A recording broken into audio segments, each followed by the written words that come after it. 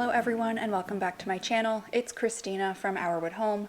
Apologies in advance if my voice sounds a little bit weird or if I sound stuffy. It is currently allergy season and it's very bad this year, a lot worse than recent years, so please accept my apologies if my voice sounds a little bit off today.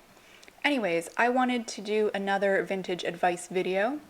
If you're new to this series, it's basically where I find vintage publications or articles or columns or anything like that and just read those aloud for all of you. I think it's really interesting to learn about homemaking advice from previous decades, and I hope that you find it interesting as well. I've included some vintage photos and advertisements in this video because I think that's kind of fun and interesting, and it fits with the topic today. I'm reading from a bulletin which was issued by the United States Department of Agriculture. It was a series called Homemakers Chat, and it was broadcast in America only.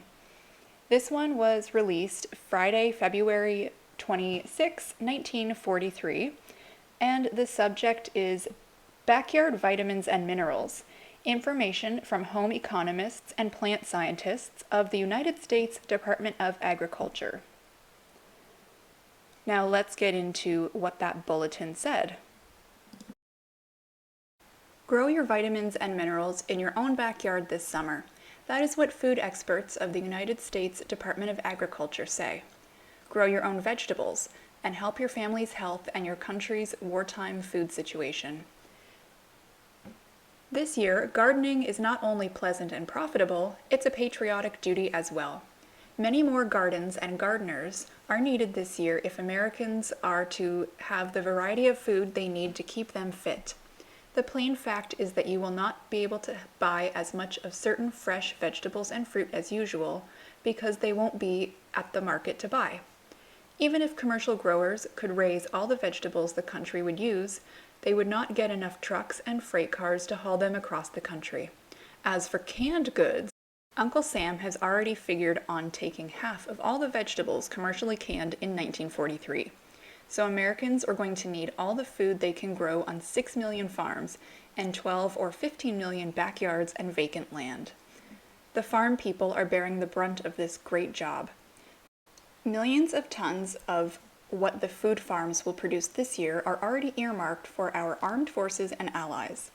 Our soldiers and the men fighting with them will have first on all food, and a soldier eats twice as much as the average civilian. But people on the home front need to be well fed too, and many of them are working harder than ever before. So the food must stretch to our own boys and to the starving people of liberated countries, to our allies and also our civilian population. To keep everybody supplied with all the food needed is not going to be simple. Every home gardener can see that at least one family has the vitamins and minerals vegetables can supply. If you have the right garden plan, now to put it to use for feeding your family. Plan to have plenty of green and yellow vegetables and tomatoes, and to keep a fresh supply coming on all summer and as late in the fall as possible. Just a few weeks after planting your garden can supply greens of various kinds, lettuce, onions, and radishes. A little later, snap beans will come along, and then tomatoes right off your own vines. If possible, plant enough tomatoes to can as well as serve fresh. Whatever you can at home, you are sure of having, regardless of rationing. The government is making arrangements for enough jar rings and closures for home canning this year. Gardeners with plenty of ground will be wise to raise enough carrots, turnips, and potatoes and cabbage to store in the cellar or in outdoor pits. Now is not a moment too soon to lay plans for your garden and order supplies. In planning, count first on the vegetables that supply the most in food value for the space they occupy in the garden. If you are busy, consider also the time the different crops require. In planning for food value, remember that though vegetables contain many different nutrients, their chief contributions to family meals are vitamins and minerals, especially the vitamins A and G, and the minerals iron and calcium. Vegetables also furnish some of the 3 vitamins in small amounts to be sure, but even small amounts of 3 may mean a good deal. Fortunately for victory gardeners, some of the easiest vegetables to grow are also the most valuable. Tomatoes, which are tops for vitamins, are a blessing to beginners, especially because they are so easy to grow.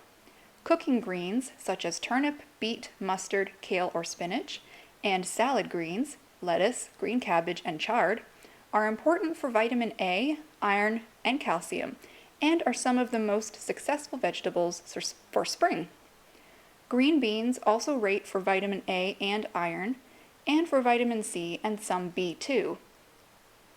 Beans and peas are not difficult to grow, but green peas take up extra space, so the size of your garden counts in deciding whether or not to raise them.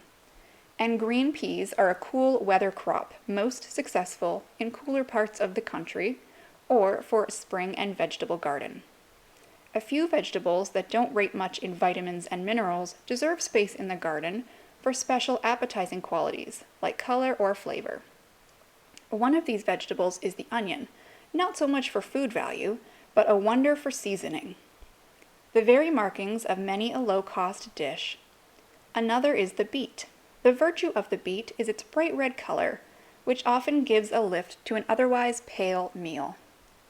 The radish also is distinguished not so much for food value, because some people cut it in small amounts, but more for its color, crispness, and peppery flavor. Since the war, British home gardens have concentrated on the carrot for the vitamin A it supplies. American gardeners may well plant more carrots and other yellow vegetables, since some other vitamin A's are short. If you have an hour or more every day to spend on a garden, if you have space in your own yard or nearby, if you have reasonably good soil not shaded by large trees or buildings, or filled with tree roots, then plan now to grow your own minerals and vitamins this summer.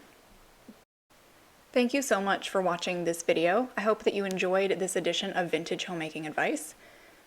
I'm definitely not looking to start a conversation on the pros or cons of war, especially since that's in the past, but I still wanted to share this video because I think the advice given in the bulletin is still applicable today, and it's just interesting to look at gardening from a necessary point compared to today when people tend to do it just for fun or as an activity to stay busy. I've noticed a big shift in how people view home gardens since the start of the pandemic. Prior to that, it seemed like not a lot of people were putting effort into growing their own food at home, but when we realized there were some shortages in grocery stores and such, it seemed like a lot more people were interested in doing whatever they could to provide their own produce in their own backyard, and I think that's awesome. While the motives for growing at home might have changed since this bulletin was released in 1943, I think we can still learn a lot from it. We can take the advice that's given, and if we're not already growing our own vegetables, why not take time and start planning that for next growing season?